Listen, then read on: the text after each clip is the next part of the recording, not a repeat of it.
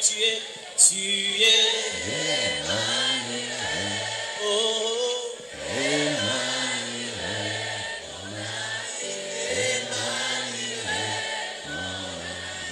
ton amour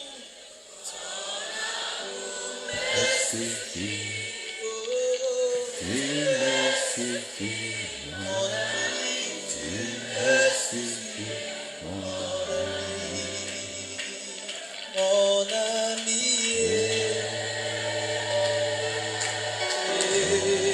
mon ami, mon ami, tu es mon ami de tous les jours. Jésus, Jésus, oh, tu es mon ami.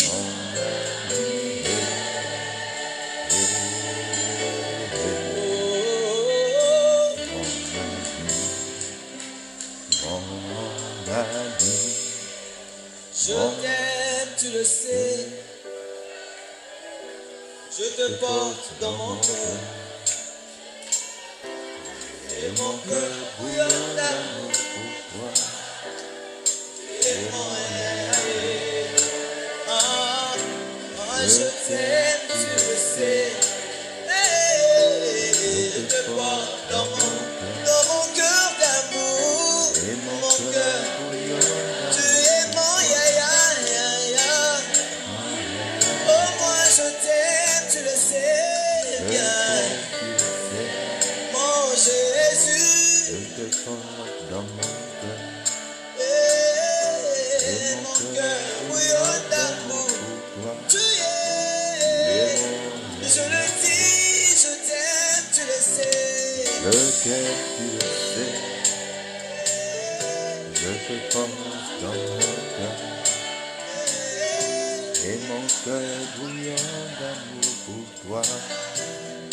Tu es mon yaya. Jésus, je t'aime, tu le sais. Je t'aime, tu le sais. Je te porte dans mon cœur. Je te porte dans mon cœur. Et mon cœur bouillonne d'amour. Et mon cœur bouillonne d'amour Tu es pour mon toi. chamaï.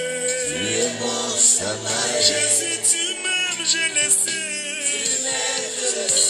Tu me portes dans ton cœur. Je te porte dans ton cœur. Et mon cœur bouillonne d'amour. Et mon cœur bouillonne d'amour pour Tu es toi. mon chamaï. Et mon Samaï. Jésus, nalingaka yo Yesu, nalingaka yo yaya bolingo na ngai Yesu, bolingo na ngai. Alléluia. Shalom, shalom, shalom. Soyez les bienvenus. Alléluia. Nous prions pour recommander ce temps à la grâce de Dieu. Père, nous voulons te dire merci. Nous voulons te célébrer, Roi des rois. Nous voulons te glorifier, ô Père. Nous voulons te recommander ce temps. Seigneur, merci pour l'œuvre que tu vas accomplir. Merci pour ce que tu vas réaliser. Seigneur, je veux te louer, je veux te bénir, je veux te célébrer. Seigneur, à toi la louange. Seigneur, à toi la gloire. Père, à toi l'élévation. Père, à toi la célébration. Je bénis ton nom, Roi des rois. Je loue ton nom, Seigneur. Je te célèbre, ô vivant. Merci pour ton œuvre. Nous nous abandonnons en tes mains. Seigneur, que la gloire te revienne. Père, que la gloire te revienne. Seigneur, que la gloire te revienne. Que la gloire te revienne. Que la gloire te revienne. Que la gloire te revienne. Au nom de Jésus. Amen. Alléluia. Soyez les bienvenus.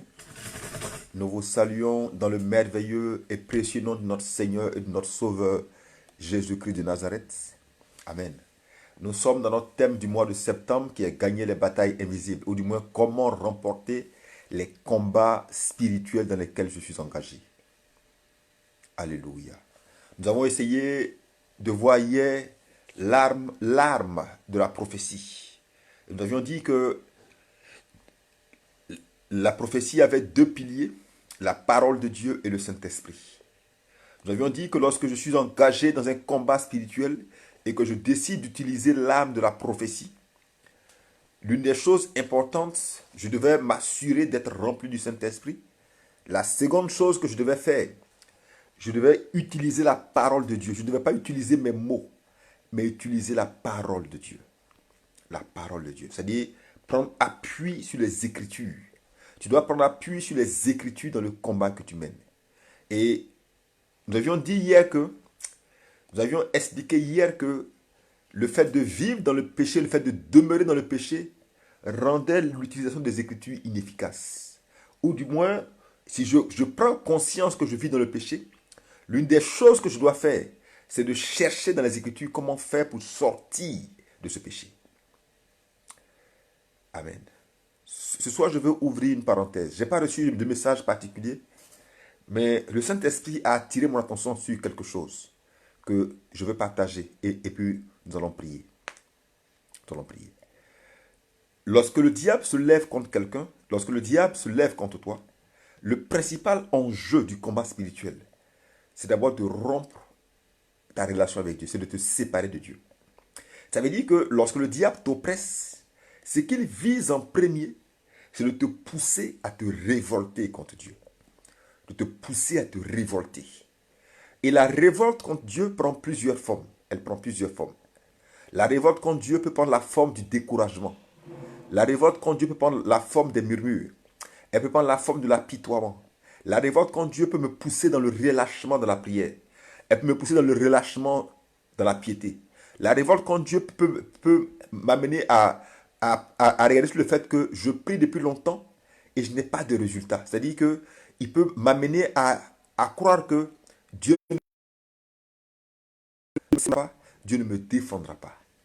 Son but premier, c'est de te pousser à te révolter contre Dieu. C'est un peu ce qui arrive à Job lorsqu'il dit à Dieu, Job te sert parce que tu gardes ses biens. Ce n'est pas en vain qu'il t'est fidèle. Et il dit, laisse-moi le toucher, laisse-moi le frapper, et je te jure qu'il te maudira. Le but, lorsque le diable se lève contre toi, son but, c'est de t'amener à te lever contre Dieu. De t'amener à te lever contre Dieu.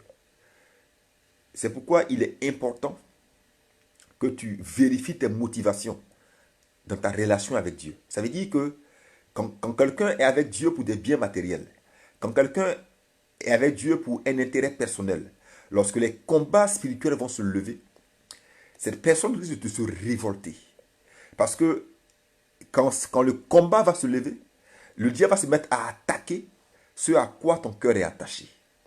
Le diable attaque en général ce qui peut te faire mal.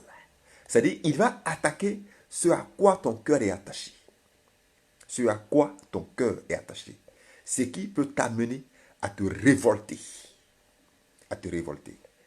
Et si tu n'es pas avec Dieu pour lui-même, si par exemple tu es avec Dieu parce que tu cherches un mari, si tu es avec Dieu parce que tu cherches un travail, si tu es avec Dieu parce que tu veux voyager, ou bien parce que tu as un problème de santé, lorsque le diable va attaquer ces domaines de ta vie, et que tu vas voir que le temps passe et qu'il ne se passe rien, tu vas finir par te décourager. Et tu vas finir par te révolter contre Dieu. C'est pourquoi il est important d'être avec Dieu pour lui-même. Ça veut dire que tu dois être avec Dieu parce que tu l'aimes. Parce que tu l'aimes. Parce que tu l'aimes. Pas parce que tu as un problème. Mais tu dois être avec Dieu parce que tu l'aimes. Jésus a dit en Matthieu 6, 33, il dit, ce sont les païens qui cherchent continuellement ces choses. Il dit, le Père sait que vous en avez besoin. Et la suite dit, cherchez premièrement le royaume des cieux. Et le reste vous sera donné de surcroît. Cherchez-le premièrement. Cherchez premièrement le royaume des cieux et le reste. Tout ce que je désire va m'être rajouté en plus du royaume. En plus du royaume. Dans la relation avec Dieu, il y a plusieurs niveaux de relation. Nous l'avions vu ici une fois. Nous avions parlé de l'étape de l'enfant, de l'étape de l'étape du fils, de l'étape de l'ami, de l'étape du serviteur. Mais il y a l'étape de l'épouse. L'étape de l'épouse. La dimension de l'épouse veut que je ne suis pas avec Dieu parce que j'ai un problème. C'est comme je suis avec lui parce que je l'aime. Parce que je l'aime. La raison pour laquelle je suis là, c'est parce que je l'aime. Quand quelqu'un est avec Dieu parce qu'il aime Dieu, aucune épreuve ne peut refroidir sa foi, ne peut l'arrêter. Quand tu es avec Dieu parce que tu l'aimes, rien ne peut t'arrêter. Rien. Rien ne peut t'arrêter. Rien. Quand tu es avec Dieu pour lui-même.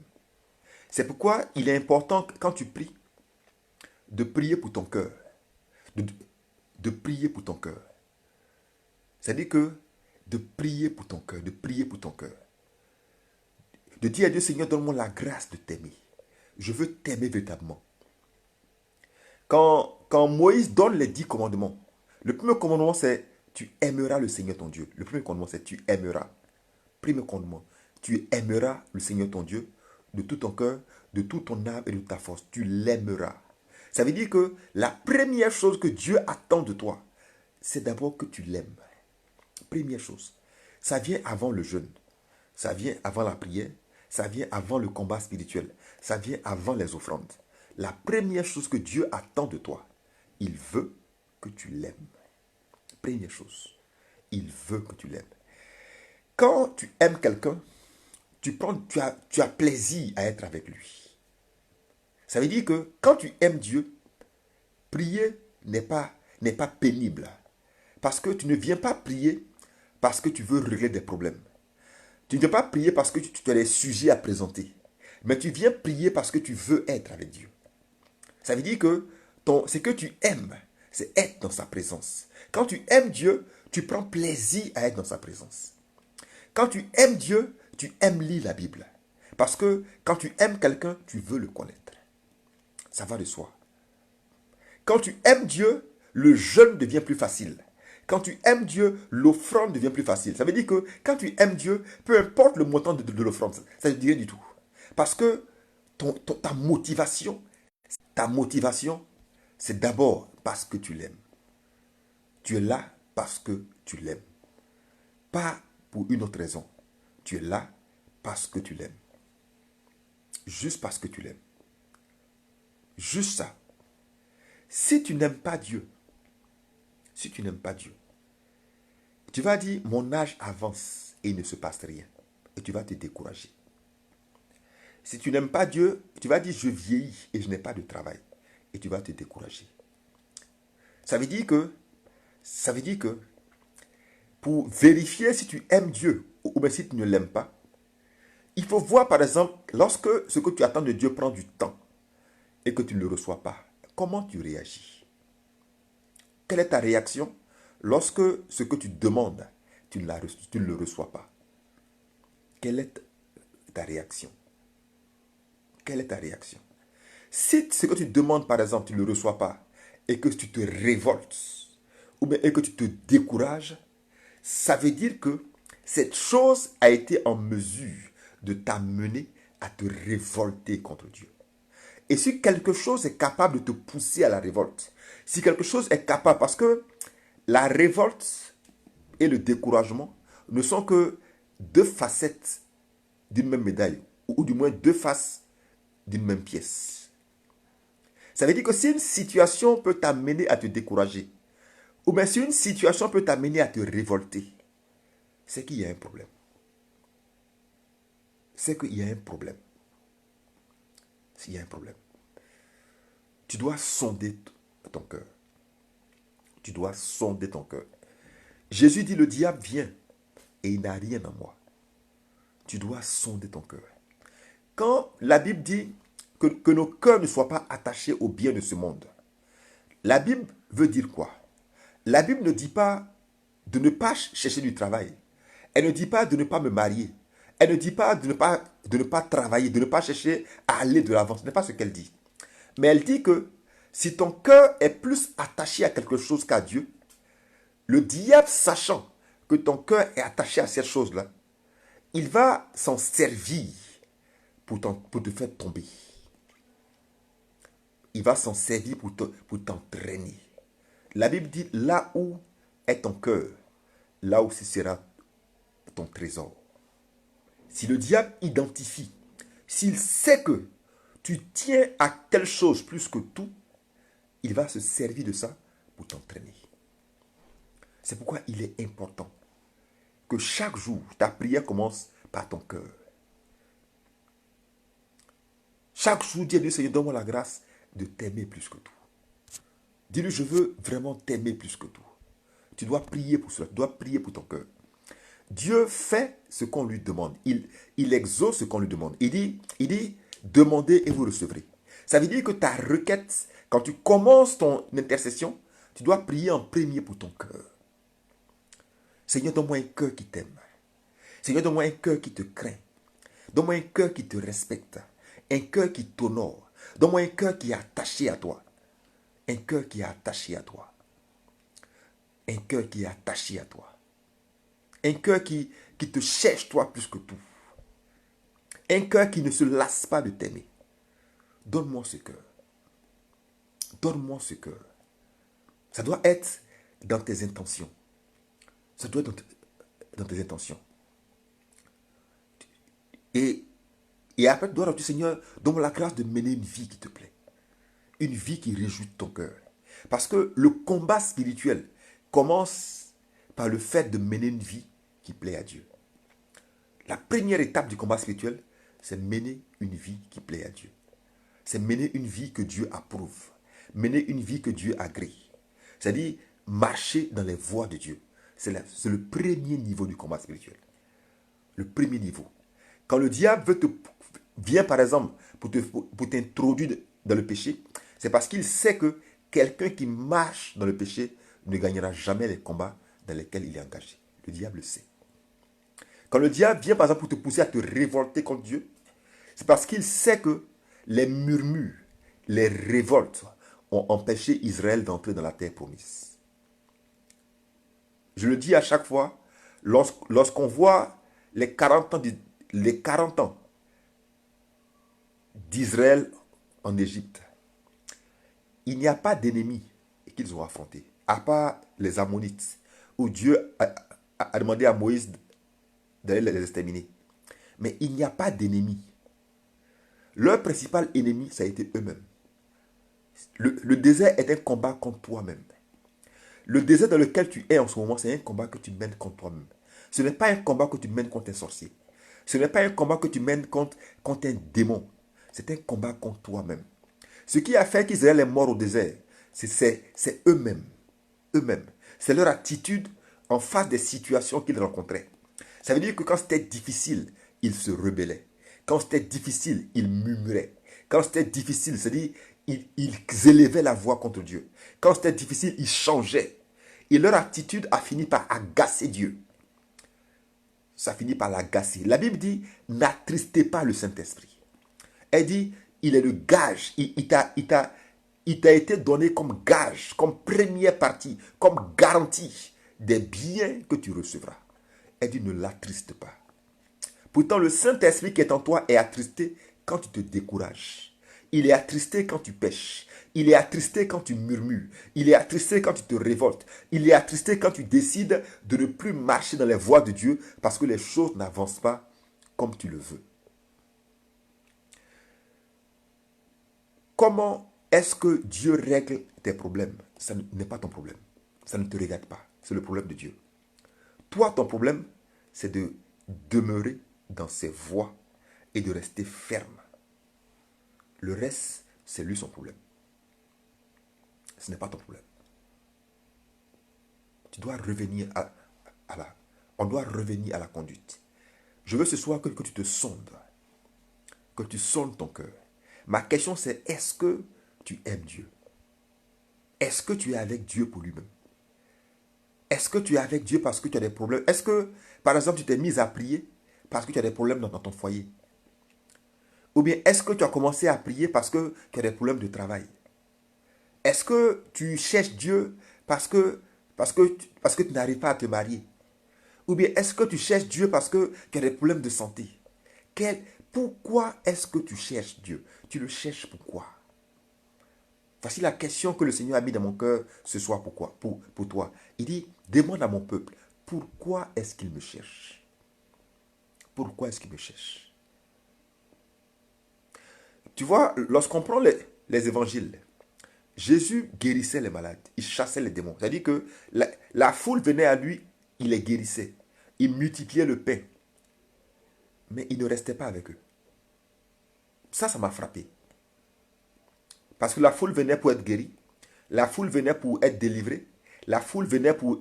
La Bible dit, ils venaient pour être guéris de leur maladie. Jésus les guérissait. Mais Jésus ne restait pas avec eux. Ça veut dire qu'ils ont été guéris de leur maladie, ils ont été délivrés, mais ils n'ont pas connu Jésus. Ils ne l'ont pas expérimenté. Et ils sont restés à ce stade-là. Ils sont restés à ce stade. Pourtant, pourtant, quand tu vois un homme comme Pierre, c'est-à-dire, il dit à Jésus, tu sais que je t'aime.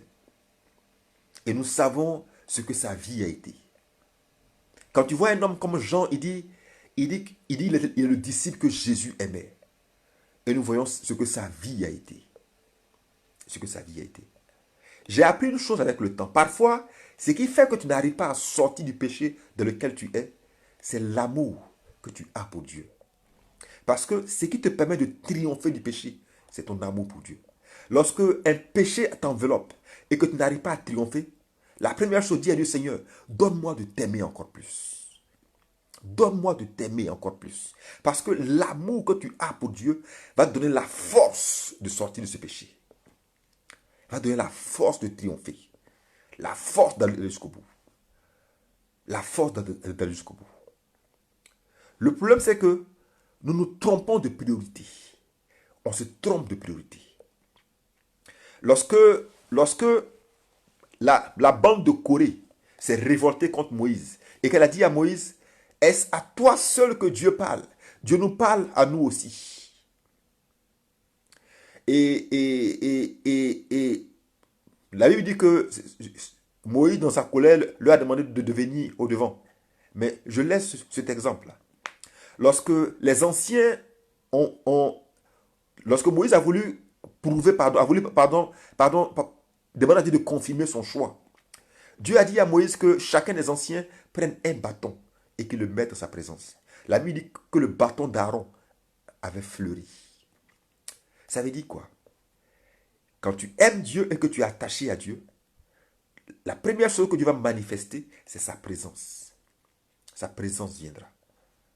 Le problème, c'est que quand la présence vient, la présence va forcément régler les situations que tu rencontres. La présence de Dieu va forcément régler les combats dans lesquels tu es. Sa présence va forcément traiter tes besoins. Parce que la provision est dans la présence. Mais la présence ne peut pas venir si tu ne l'aimes pas. Parce qu'aucun d'entre nous ne se donne à quelqu'un qui ne l'aime pas. Sa présence, c'est lui-même.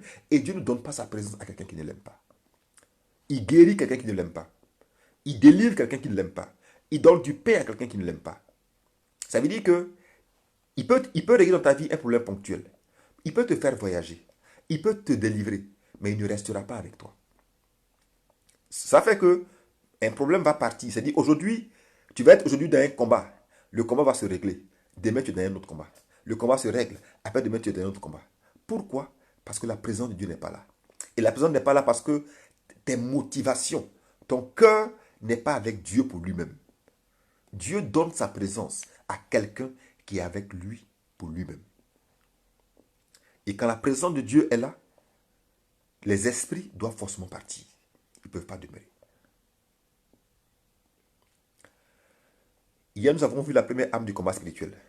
Non, l'une des âmes, pardon. Nous avons vu l'âme de la prophétie. Ce soir, l'arme que je te propose, l'arme du combat spirituel que je te propose, c'est ton amour pour Dieu. Aime Dieu pour lui-même.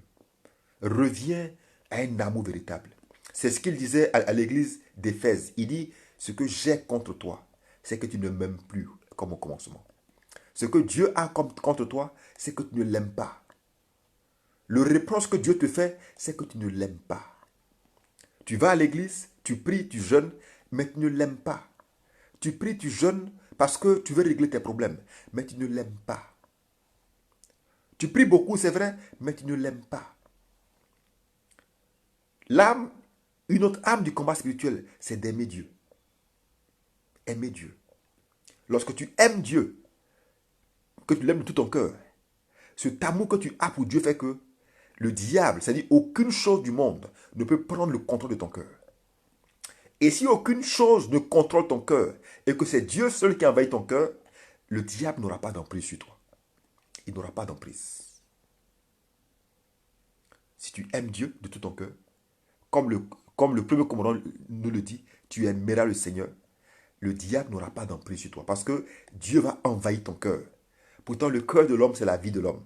Ça veut dire que si tu aimes Dieu de tout ton cœur, parce que la Bible dit, tu aimeras le Seigneur de ton cœur, de toute ton âme et de toute ta force. Si ce premier commandement est réglé, si tu donnes tout, ça veut dire que si tu es avec, aimer Dieu, c'est être avec lui pour lui-même. Je ne suis pas avec lui parce que j'ai des problèmes. Je ne suis pas avec lui parce que mon mari me frappe, ni parce que je cherche une femme. Je suis avec lui pour lui-même. Quand tu aimes Dieu, le diable n'a pas d'emprise sur ta vie. Il n'y a pas de domaine qu'il peut tenir. Parce que lorsque tu aimes Dieu, la présence de Dieu va envahir chaque aspect de ta vie. Sa présence. Première âme. Nous avons vu l'âme de la prophétie. Aujourd'hui, ton amour pour Dieu. Est-ce que tu l'aimes? Ce soir, il te pose à toi la question qu'il a posée à Pierre. Est-ce que tu m'aimes? Est-ce que tu m'aimes? Est-ce que tu es avec moi parce que tu cherches un enfant? Est-ce que tu jeûnes parce que tu cherches un enfant? Je disais que la preuve que tu n'aimes pas Dieu, c'est que tu te décourages parce que ce que tu attends prend du temps. Tu te décourages. Ou bien tu murmures parce que ce que tu attends tarde. Ou bien tu te révoltes parce que ce que tu attends tarde. Ça veut dire que ton cœur a un problème. Ça veut dire que ton cœur a un problème. Ça veut dire que dans ton cœur, il y a un autre Dieu. Ça veut dire que dans ton cœur, il y a un problème. Ça veut dire que l'amour de Dieu n'a pas envahi ton cœur. Je veux prier pour toi. Dis avec moi, mets la main sur ton cœur, je veux prier pour ton cœur. Le Seigneur ce soir veut mettre dans ton cœur un amour nouveau pour lui. Dis à Dieu, Seigneur, donne-moi de t'aimer. Donne-moi de t'aimer. Dis-lui, Seigneur, je te demande pardon. Parce que jusqu'ici, j'étais avec toi pour un travail. J'étais avec toi pour un mariage. Avec toi parce que ça n'allait pas. Mais je veux corriger. Je veux revenir, Seigneur, devant. Ce soir, je fais repentance. Je veux venir avec toi vers toi pour toi-même. Je veux que tu donnes la grâce, Seigneur, d'être avec toi pour toi-même. Dis à Dieu, Seigneur, donne-moi cette grâce. Donne-moi un autre cœur. Donne-moi un autre cœur. Donne-moi un cœur qui t'aime. Dis-le, Seigneur, change mon cœur. Donne-moi un cœur qui t'aime. Donne-moi un cœur qui t'aime. Dis-le, Seigneur, donne-moi de t'aimer véritablement, de t'aimer profondément, de ne pas t'aimer en surface. Donne-moi un cœur qui t'aime. Quand tu aimes Dieu, tu n'as pas peur. Quand tu aimes Dieu, aucun sacrifice n'est trop grand. Rien ne te fait peur. Quand tu aimes Dieu, peu importe ce que Dieu te demande, tu le feras. Aucune obéissance ne t'effraie. Rien. Rien. Dieu remplit toujours pleinement quelqu'un qu'il aime. Pleinement. Pleinement. N'aie pas peur. Le Seigneur ce soir veut ton cœur. Il veut ton cœur. Il veut ton cœur. Il veut ton cœur. Il veut ton cœur. Il veut ton cœur. Il veut que tu reviennes. Il dit, il veut que tu reviennes. Il veut un amour véritable. Il veut l'amour. Il veut ton amour. Ce soir, Dieu demande ton amour. Il demande ton amour. Il demande ton amour. Tu vois, je termine par ça. Le fait, c'est que Dieu te connaît. Il sait comment tu es quand tu aimes. Il sait comment tu es quand tu es amoureux. Tu as dit en ton cœur, Seigneur, je t'aime. Mais ce n'est pas vrai. Ce que tu dis n'est pas vrai. Parce que Dieu sait comment tu es quand tu aimes. Il sait comment tu te comportes quand tu aimes. Il sait comment tu te comportes. Il sait par exemple quand tu aimes un homme ou bien quand tu aimes une femme, comment tu te comportes. Dieu le sait. Tu dis que tu l'aimes, mais tu n'as pas avec lui ce même dévouement, cette même détermination que lorsque tu aimes une personne. Dieu connaît ton cœur. Il connaît ton cœur. Tu n'es pas prêt à faire pour lui ce que tu es prêt à faire lorsque tu aimes une personne. Tu n'es pas prêt à le faire. Il veut ton cœur. Je prie pour toi à l'instant. Père, je te prie pour chaque cœur, afin que ta présence inonde les cœurs. Je te prie pour chaque cœur. Je te prie pour chaque cœur. Je dis, si ton cœur est totalement donné à Dieu, sa présence franchement va t'envahir. Quand un cœur est donné à Dieu, le Saint-Esprit remplit toujours un cœur qui est donné à Dieu. Toujours. Toujours. Toujours. Quand un cœur est donné à Dieu, le diable ne peut pas tenir la vie de quelqu'un dont le cœur est totalement donné à Dieu. Il ne peut pas. Il ne peut pas. Il ne peut pas. Ça veut dire que ce qui fait que ce démon-là résiste, c'est parce que ton cœur n'est pas donné à Dieu. Ton cœur n'est pas donné. Ce n'est pas que tu ne pries pas. Ce n'est pas que tu ne vas pas à l'église, mais que ton cœur n'est pas donné à Dieu. Dieu dit, je veux ton cœur. Il dit, je veux ton amour. Je veux que tu fasses pour moi ce que tu fais lorsque tu es amoureux. Je veux que tu fasses pour moi ce que tu fais lorsque tu es amoureuse. C'est ce que je veux que tu fasses pour moi. Ce que tu es prêt à faire pour tes enfants. Ce que tu es prêt à faire pour ton mari. Ce que tu es prêt à faire pour ta femme. Dieu veut que tu le fasses aussi pour lui. Il veut que tu le fasses aussi pour lui. Seigneur, merci. Je prie pour toi. La main de Dieu se lève sur toi. Je détruis toute résistance au nom du Christ. Je renverse tout raisonnement. Tout ce qui en toi conteste est renversé. Je brise en toi toute forme de résistance. Je prie que Dieu mette en toi un cœur nouveau. Je commande dans le nom de Jésus-Christ un cœur nouveau. Je commande un cœur nouveau. Je dis je commande un cœur nouveau. Je vois une personne qui est malade, qui est couchée. C'est une femme qui me suit en ce moment. Tu es malade, tu es couché. Je te vois, tu es couché. Le Seigneur est en train de te visiter. Il est en train de te visiter. Il est en train de te guérir. Le Seigneur te guérit. Ce que je dis, c'est une guérison instantanée. Tu es malade, tu es couché. Tu souffres d'un mal un peu bizarre. C'est-à-dire que, je dirais à la limite, on n'arrive pas exactement à cerner ce dont tu souffres. Et Jésus-Christ te guérit. Il te guérit. Seigneur, merci pour cette œuvre merveilleuse. Père, je te rends toute la gloire. Je te rends toute la gloire. Je te rends toute la gloire. Je te rends toute la gloire. Tu as dit en ton cœur, comment je sais que c'est moi? Parce que tu viens à l'instant de donner ton cœur à Dieu. Jésus-Christ te guérit. Tu ne mourras pas de cette maladie. Elle ne t'emportera pas. Le Seigneur est en train de te guérir. Depuis un temps, tu as commencé à avoir des doutes, à dire, est-ce que cette maladie ne m'emportera pas? Le Seigneur est en train de briser en toi ces pensées de mort. Il te restaure totalement et définitivement. J'ai dit, c'est instantané. J'ai vu cette maladie sortir de toi. J'ai vu l'esprit qui est à la base de cette maladie sortir. J'ai vu le Seigneur te guérir. Seigneur, je te rends toute la gloire. Père, je te rends toute la gloire. Merci pour les vies que tu restaures. Merci pour les vies que tu visites. Pour les personnes que tu restaures. Seigneur, que la gloire te revienne. Au nom de Jésus-Christ. Amen. Alléluia. Dieu te bénisse. Merci d'avoir été présent. Nous nous retrouvons demain, 21h30, 22h. Alléluia. Toute la gloire revient à Dieu. Donne ton cœur à Dieu, s'il te plaît. S'il te plaît, je t'en supplie. Merci Seigneur. Amoureux de Jésus.